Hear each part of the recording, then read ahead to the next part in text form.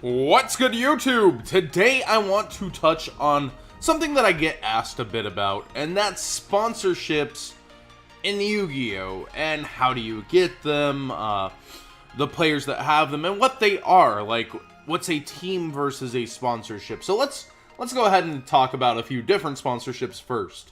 The first one would be like what I have with Gym. Gym Playmats, I actually approached Brandon, the owner of Gym, and said, hey, I want to get one of your products, and this is when he was just in prototypes, and review it for you. But I warned him I was going to be completely honest in my review of it, and I was blown away. Jim did an amazing job, and so I reapproached him. I was like, look, I'd like to be sponsored by you. I'll put your logo here, here, and here, and here. Basically everything but the Zodiac tournaments. And, as long as, you know, it's not just a face cam video. And in return, I just want one of each of your releases and a special edition whenever I ask for it. And the only special editions I've gotten so far are the Star Wars one and the upcoming Zoo one, which is, you know, from Zodiac Duelist. So, with Jim, I actually approached them. I made the terms, and Brandon was full on board. Brandon gives back a lot to the community, too. Brandon also sponsors, if we go and change our layout here now, he sponsors, as you see below me, the Zodiac Duelist tournaments, and that's pretty cool as well. But you see there's multi-sponsors here, and so here's our second kind of sponsor. This is between me and Robbie Cole and Zodiac Duelist, so all these social outlets for all three of these sponsors. They get their logo on screen, they get linked in videos, and in return, all we ask from them is prize support. We don't get anything else out of it. We don't get to open packs for them. We don't get to do anything like that. We literally, me and Robbie, give everything back to the players for free tournaments to abide by Konami policy of not charging entry for a tournament. And, you know, it's free prizes, and it's an awesome all-month-long tournament. And these are kind of the second kind of sponsors that don't really exist much in Yu-Gi-Oh!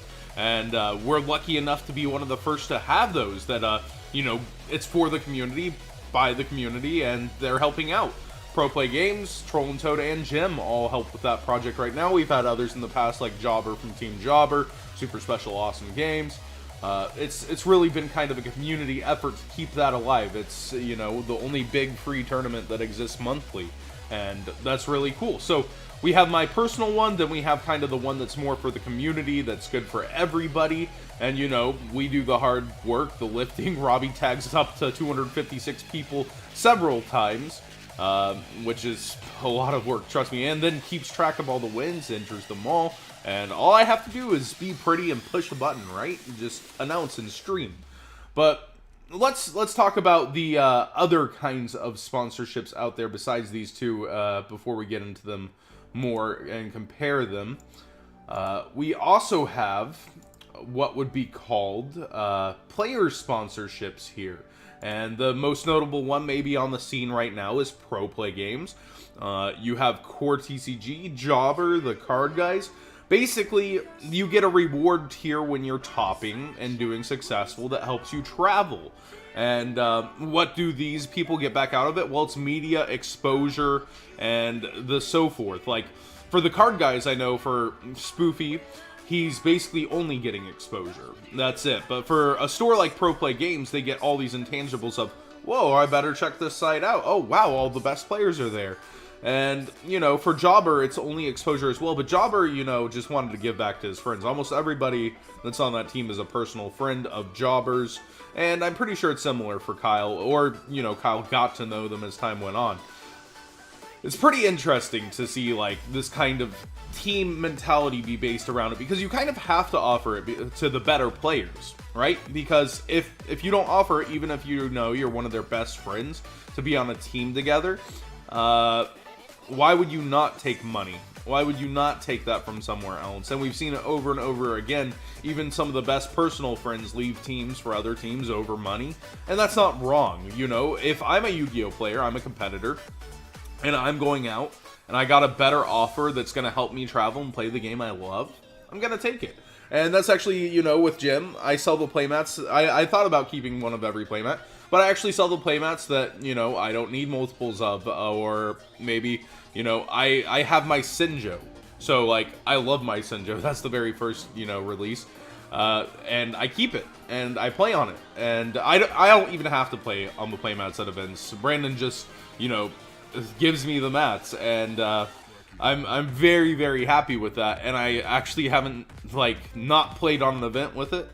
Like, every single event I play on them, but these players wear the logos.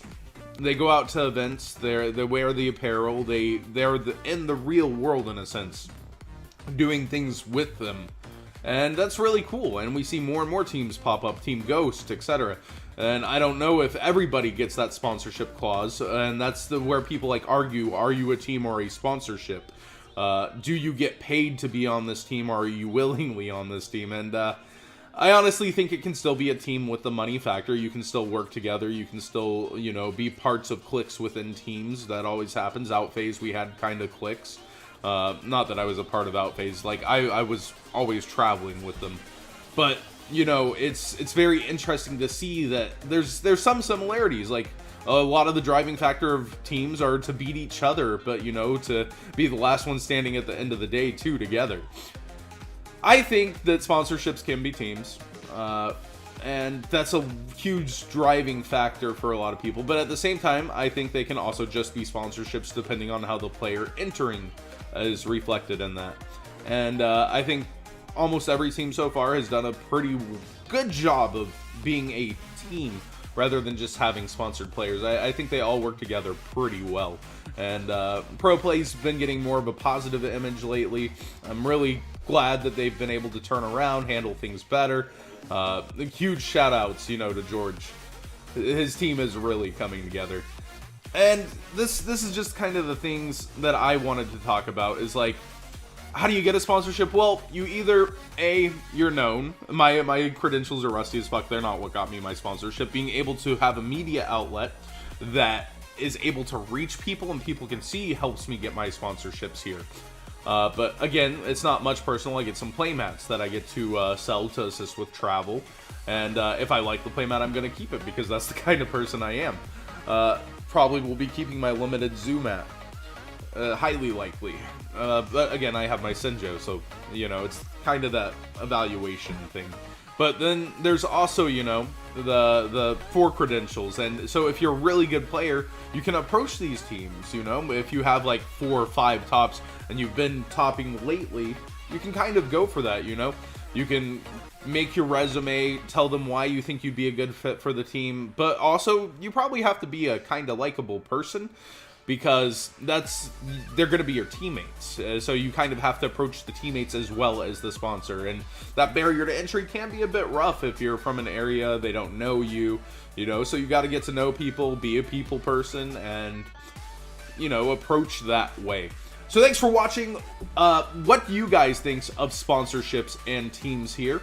Do you guys have any sponsors in the comment section below, or are you aspiring to get to that point, or do you just enjoy watching the game and, you know, watching all these kinds of teams unfold right now? Team Ghost is a huge one. Like I said, I don't know if they have any sponsorship for BB and Johnny and Philly Luna, but that is a stacked team that is rising over there in Colorado.